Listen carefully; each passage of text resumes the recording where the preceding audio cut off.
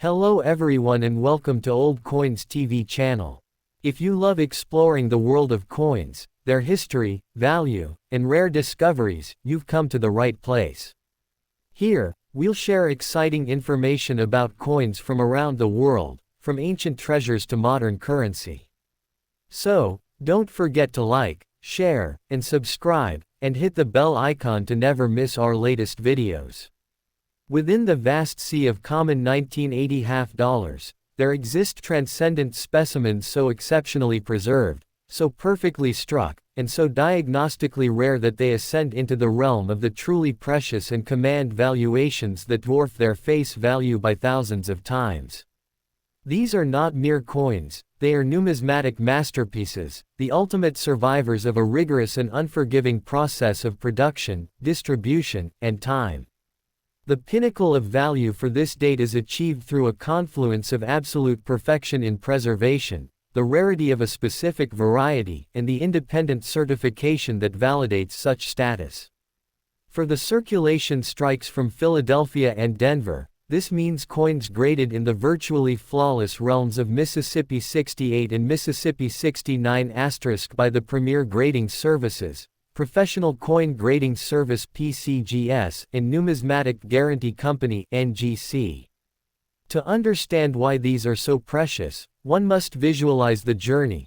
A coin must emerge from the press with a perfectly centered, razor-sharp strike on a pristine planchet, then avoid every single possible contact with another coin during bagging, shipping, and handling, a near impossible feat given the mint's bulk processes. A single, microscopic bag mark on the high points of Kennedy's cheek or on the broad, open fields of the reverse is enough to relegate a coin to a lower grade. Consequently, the population reports are staggeringly telling. While millions exist, perhaps only a dozen or fewer from each mint have been deemed worthy of the Mississippi 68+ grade.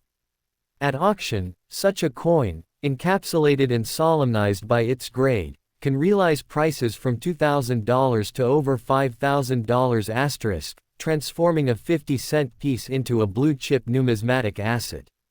For the proof coinage, the pinnacle of preciousness is even more rarefied and is defined by two parallel zeniths: the perfect PF 70 1980s proof and the highest graded specimens of the 1980s Type II variety.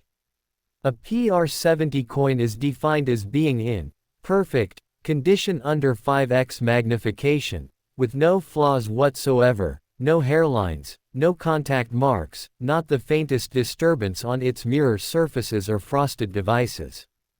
Given that proof coins are individually handled and packaged, achieving this state is a minor miracle. A certified PR 70 1980s proof, while more available than its circulation strike counterparts in the highest grade, still commands a significant premium of several $100s.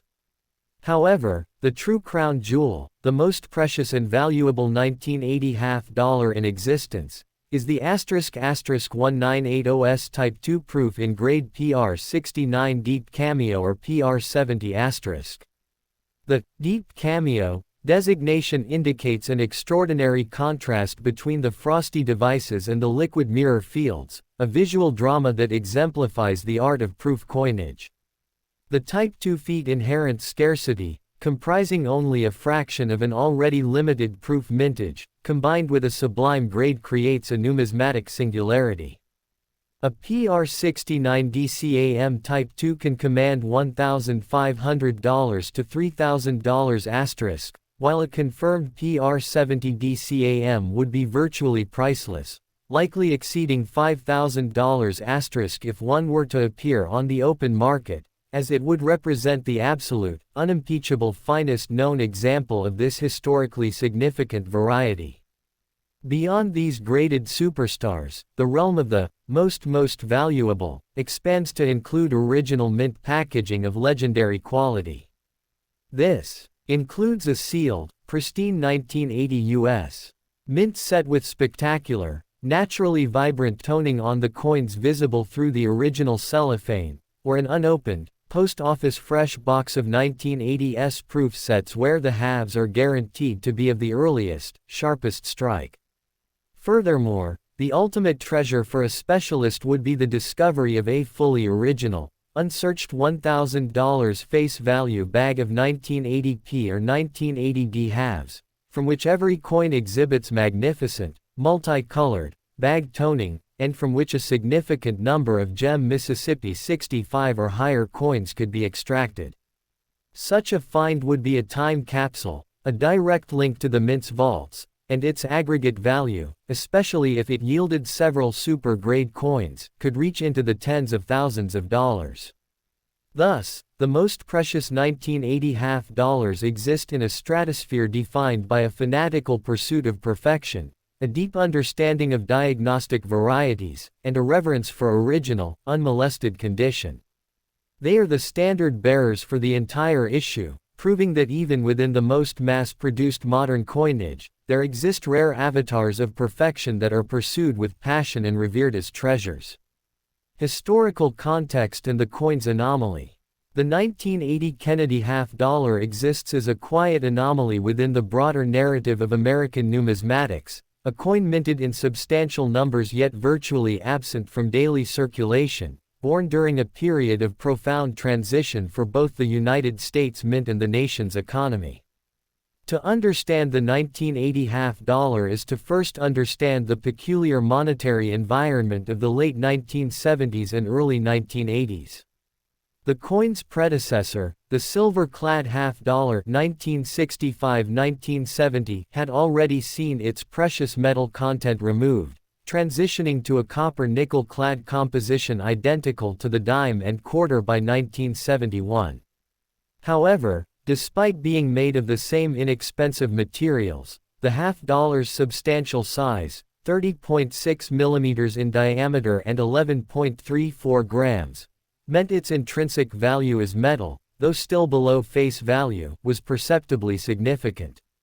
This perception, coupled with the crippling inflation of the Carter era, triggered Gresham's law with a vengeance: bad money drives out good. In this case, the good money was not silver, but simply the more bulky and metal substantial half dollar. People began to hoard them, not for silver content, but for the subconscious feeling that the coin ought to be worth more than 50 cents, removing it from commercial channels. Consequently, by 1980, the half dollar had become a functional orphan in commerce, rarely seen in bank tills or cash registers, yet the mint continued its production largely for two reasons: to fulfill collector demand through annual sets and to maintain a sufficient inventory for the possibility of a resurgence in use, which never materialized. Design continuity and numismatic legacy. The design of the 1980 half dollar is, of course, the iconic Kennedy portrait and heraldic eagle created in the frantic, mourning-filled days following President John F. Kennedy's assassination in 1963. Gilroy Roberts' obverse portrait, based on a presidential medal, had become a fixed and somber symbol of a lost Camelot, while Frank Gasparo's reverse adaptation of the presidential seal eagle with the addition of 50 stars representing the states provided a sense of official continuity. By 1980, this design was 17 years old, and the coin had transitioned from a circulating memorial to a mostly collectible item. The design's persistence was a testament not to current utility but to potent symbolism. Tampering with the Kennedy likeness was, and remains, politically and emotionally unthinkable. Thus, the 1980 issue represents a mere temporal marker in the long, unbroken series of Kennedy halves, a coin that by its date alone signals the shift from a circulating workhorse to a numismatic placeholder. Its value, therefore, derives almost entirely from its condition and mint mark rather than any design novelty or historical event specific to its year, making it a passive entry in the grand catalog rather than an active protagonist. Mintage figures and mint mark specifics. The United States Mint produced the 1980 half dollar at two facilities: the Philadelphia Mint producing coins with no mint mark, and the Denver Mint producing coins with a D mint mark. The mintage figures are substantial but tell a story of declining circulation demand. The Philadelphia Mint struck 44,134,000 pieces, while the Denver Mint produced an even larger 33,456,000 pieces, resulting in a combined mintage of over 77.5 million coins. These numbers, while large, were a significant drop from the peak production years of the early 1970s, e.g., 1971 saw over 300 million halves from Philadelphia alone. The decline in output reflects the Federal Reserve's dwindling orders for new halves to put into circulation. The Mint mark from San Francisco is a critical part of the 1980 story, but not for circulation strikes. The San Francisco Mint, having transitioned to a proof-only facility for regular issue coinage by this time, produced only proof examples for inclusion in the annual proof sets.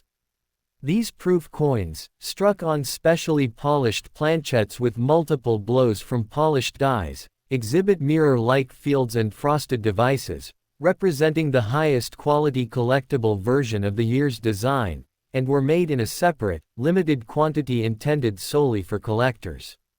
Composition and physical characteristics. The 1980 Kennedy half-dollar is a copper-nickel clad coin, a composition it has retained since 1971. Its specific metallurgical structure consists of a core of pure copper comprising 100% of the inner layer, sandwiched between outer layers of an alloy of 75% copper and 25% nickel. This gives the coin its distinctive silver appearance, though it contains no precious metal.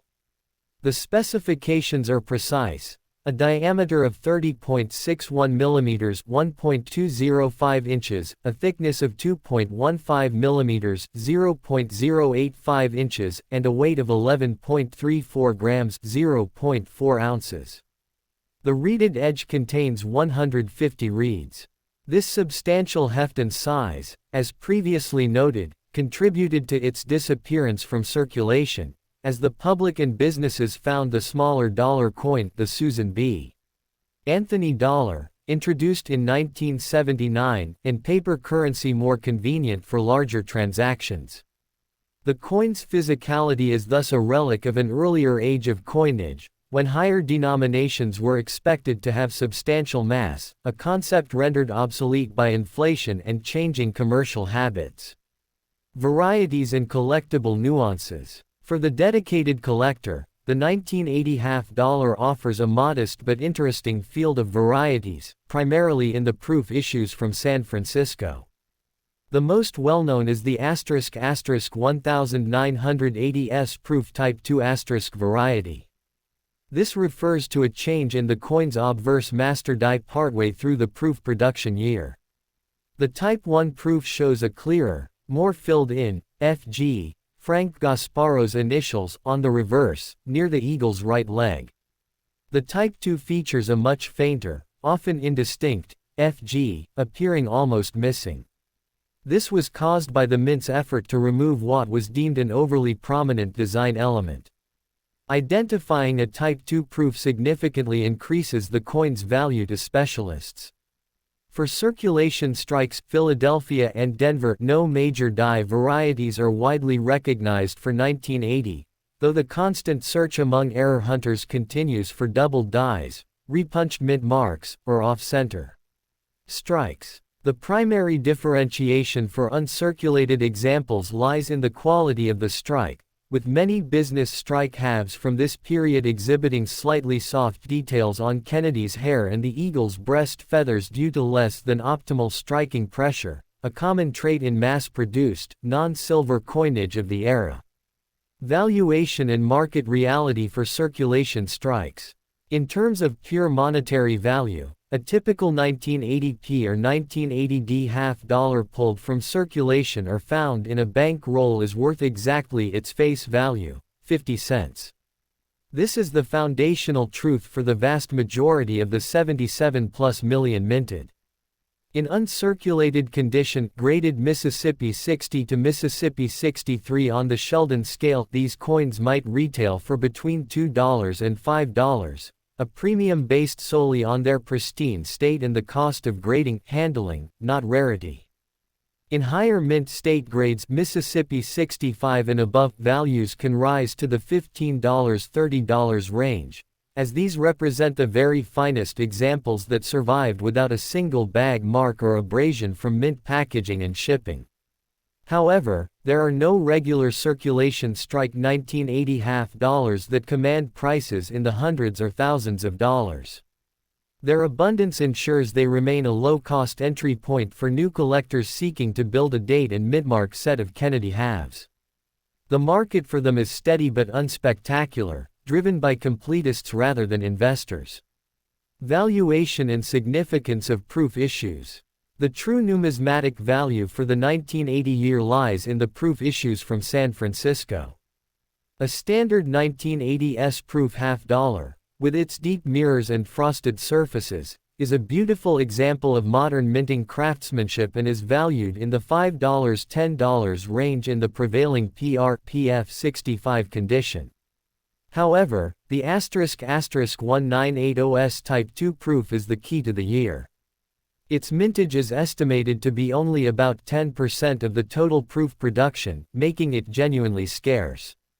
A PR 65 Type 2 can command prices between $75 and $125, with higher graded specimens PR 67, PR 68 reaching into the hundreds of dollars.